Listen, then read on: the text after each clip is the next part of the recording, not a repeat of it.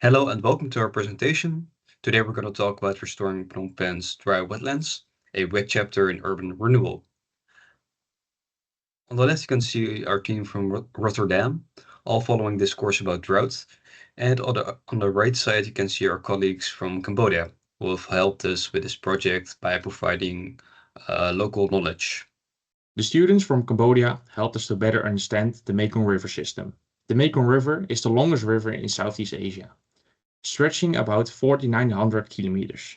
It has an average discharge of 16,000 cubic meters per second and a total river basin of 759,000 square kilometers.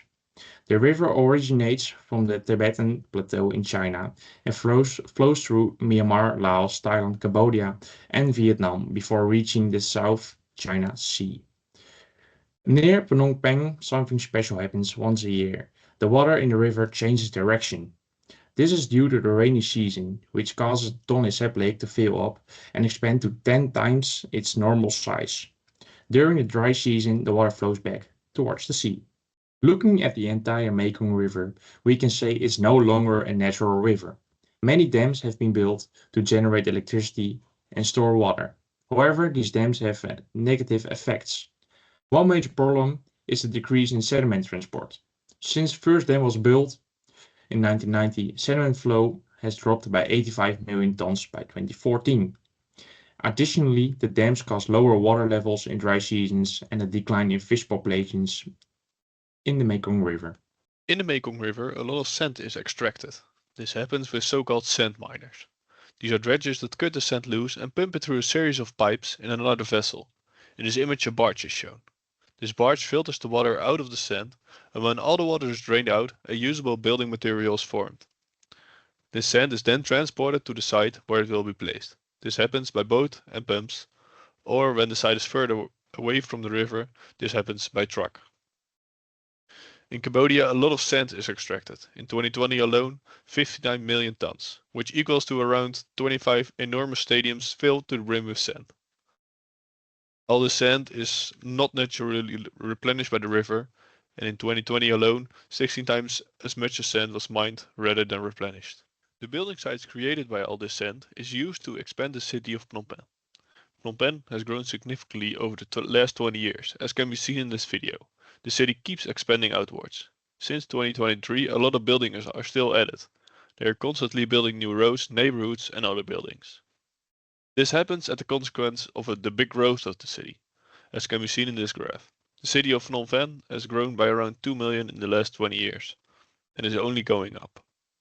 Phnom Penh is growing rapidly. With a population density similar to Amsterdam, more space is needed for new developments.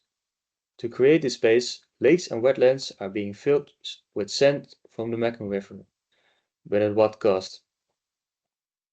Two major projects are reshaping the city. In the south, ING holdings are developing high-end residential areas, while Vyong Tampok, known as the last lake of Phnom Penh, already 40% of the lake has been sold to private investors and government institutions. The consequences are severe. Local fishermen are losing their livelihoods as fish populations decline, and hundreds of families have already been displaced. Amnesty International reports that forced evictions are being denied by the government. Already 60% of all the lakes and wetlands in Phnom Penh are gone. As you can see on the map, especially in the city center, there are no wetlands left. And this is all because of the urgent need for urban development. Cambodia is one of the world's most wetland-dependent countries. Millions of people rely on the wetlands in the lower Mekong for their survival, living off the rice and fish they hold. Wetlands function as a natural sponge that traps and slowly releases surface rain, ground, and floodwater. Vegetation in these areas also causes the water to flow at a lower speed across the land and distribute it slowly over the floodplains. Not only does the vegetation have impact on flow rates, in combination with the animals, it also provides natural products for the local economy, such as timber, fish, and shellfish. In and around the city of Phnom Penh, there are a number of wetlands present, as seen on this map. Wetlands within and downstream of urban areas act as an important holding area for the increased rate and volume of surface water runoff from pavement and buildings within the city. Besides this, they are capable of storing carbon within their soil and plant communities instead of releasing it into the air as carbon dioxide, therefore helping to moderate global climate change. Given the large size of the Mekong catchment, there is a huge uncertainty in the effect that climate change will have on the Mekong Delta system. A likely scenario would be that the hydrological cycle intensifies and greater rainfall leading to a strong flood pulse and increased water levels. A Cambodian student with whom we have spoken stated that since the disappearing of the large wetlands, the consequences of floods has already intensified in the city of Phnom Penh.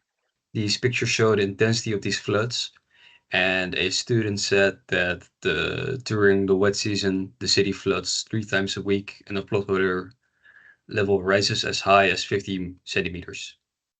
This causes a lot of damages to housing, mental health, infrastructure, and so on, which in turn costs a lot of money. And on the other hand, droughts are also a big problem, mainly for agriculture, drinking water, and the energy sector. During the dry season, the discharge rates decreases of the river, which means that sectors relying on the river water have water shortages.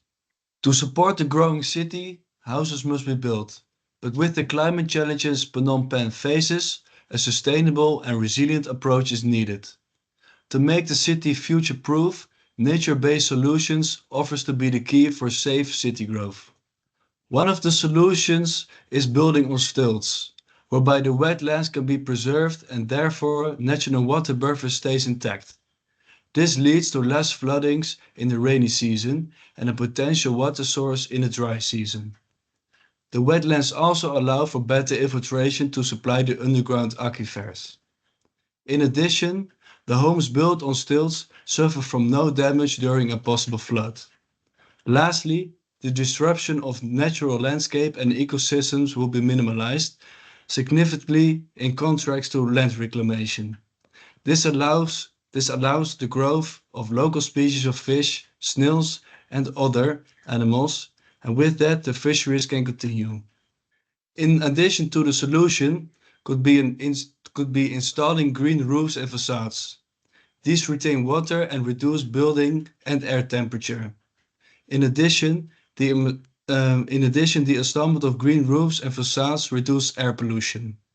To give a perspective into the future, creating new wetlands will increase Phnom Penh's resilience to flooding and drought, and this is also an additional measure that needs to be taken. To conclude, building with nature allows the city to grow safely. By building on stilts, less land reclamation is needed and the wetlands can be preserved. And therefore, roughly 40 million cubic meters of sand is spared. In addition, the potential risk of a disaster is drastically reduced. 70% of waste and rainwater is stored in the wetlands. This allows the rainwater to be used during periods of drought. The preserved wetlands provide important jobs and businesses.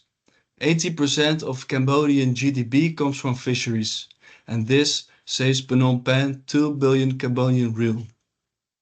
Lastly, building on stilts offer a reduction of housing shortages. One complex can provide a home for 300 families. And that was our presentation. We'd like to give a special thanks to Dr. Kong and the students. They're all from the Institute of Technology of Cambodia, and we'd like to thank you for listening.